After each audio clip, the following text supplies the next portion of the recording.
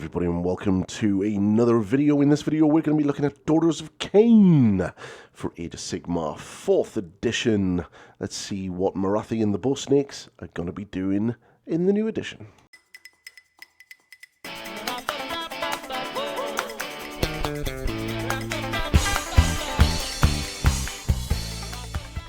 That's right, today's faction focus is the Daughters of Khaine, which are basically witch elves from the old Warhammer Dark Elf faction, as well as Morathi, you know, the little weird Slanesh-loving mother of Malkith. But yeah, really interesting faction. It's basically a faction of chicks and snakes and bows and lots of weird stuff, but it's really cool. So let's jump in and let's see what the faction is all about.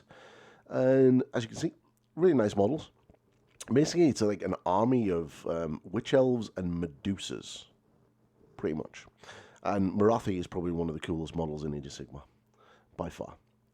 So, as you can see, we've got battle traits. So the battle traits are pretty, not many compared to the other factions we've seen, but pretty good. So, all out of slaughter, so you can pick a friendly Daughter of Khaine infantry unit that is in combat to use this ability. The effect... this unit can use 2 fight abilities this phase. After the first is used, this unit has the strike last for the rest of the turn. So basically, for 1 CP, pick a friendly unit, and you get to fight twice a turn. It's pretty good. It's very, very good. Next up, we have Blood Rites, which is a passive ability effect. So a different effect applies to friendly or Daughters of Khaine units for each battle round, as shown below. The effects of all previous battle rounds also apply to those units. So this stacks. So battle round 1, you get +1 to your run rolls. Nice. Then battle round 2, you get +1 to your charge rolls, +1 to run.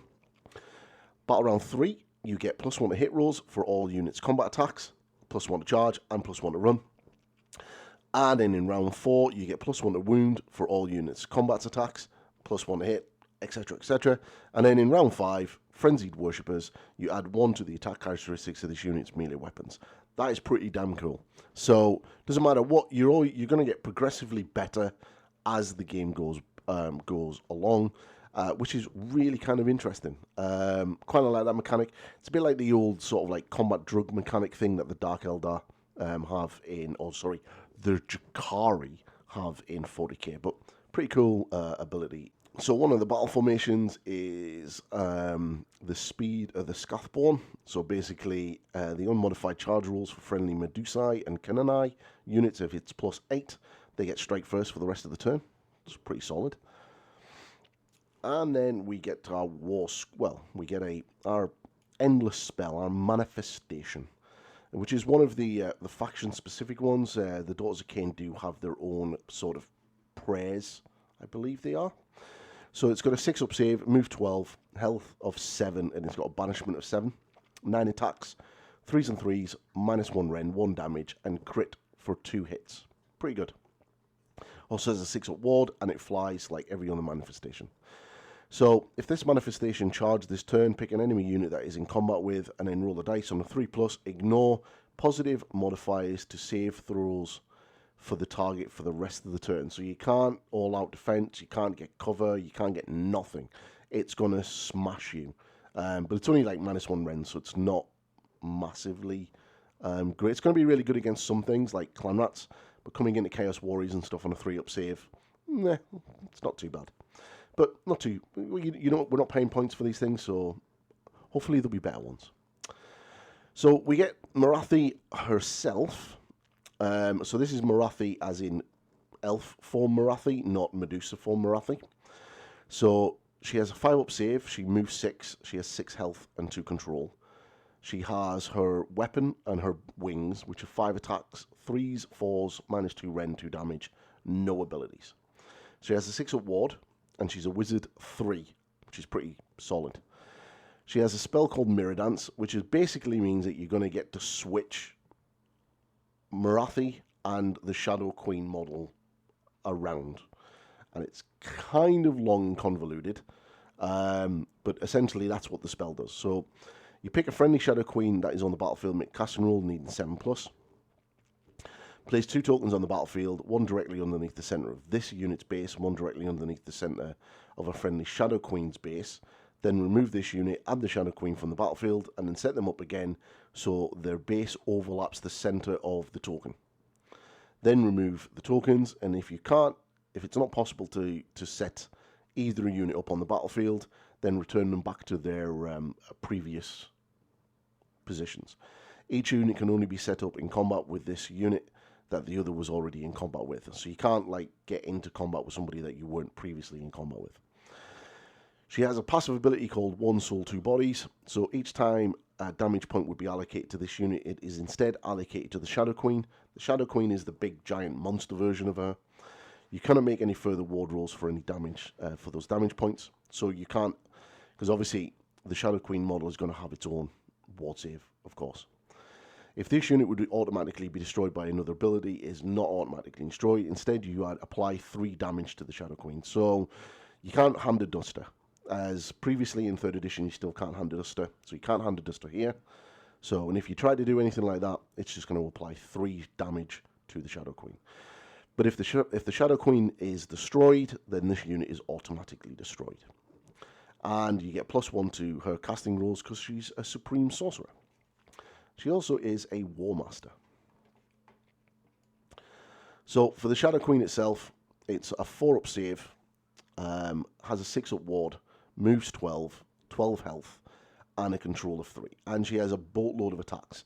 This is your main primary damage output for the actual unit. So the gaze of the Shadow Queen is a 12-inch range. It's 1 attack, hits on 2s, wounds on 2s, 3 rend. I love how they said that rend was going down in this edition.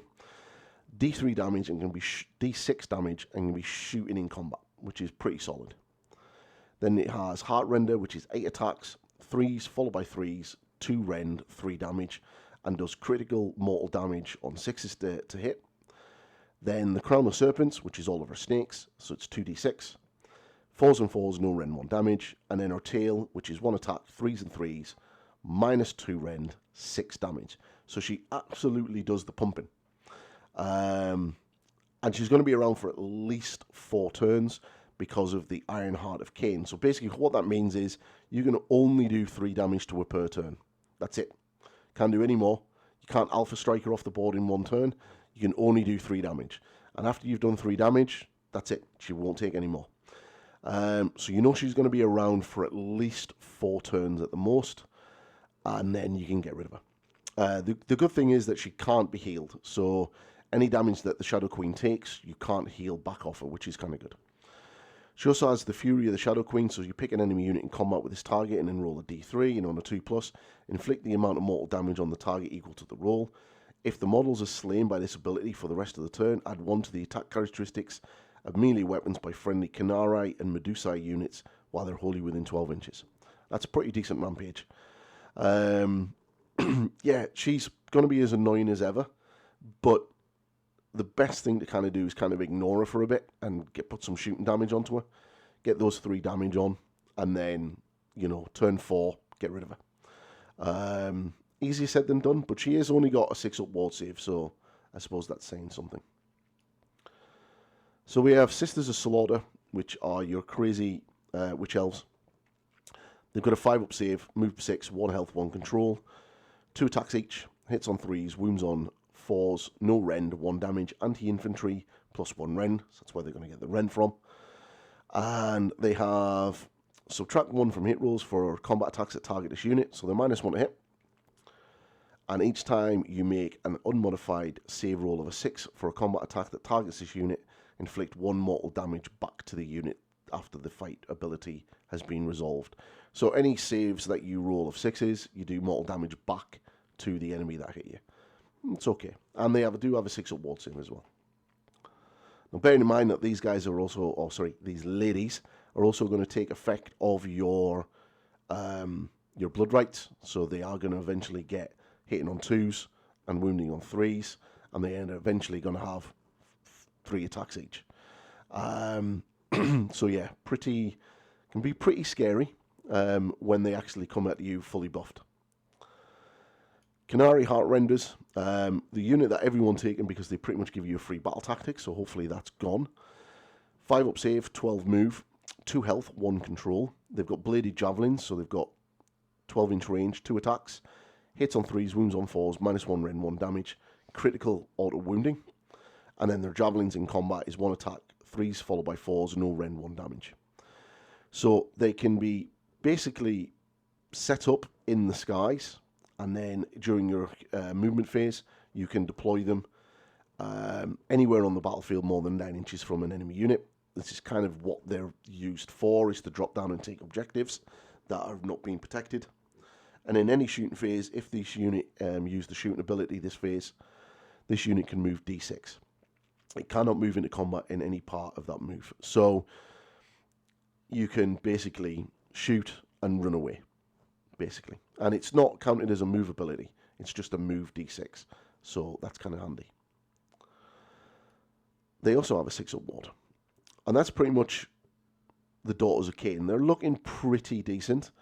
Their spearhead box is obviously going to be 10 witch elves, a Medusa hero thing, and some bull snakes and some horses, which is kind of cool.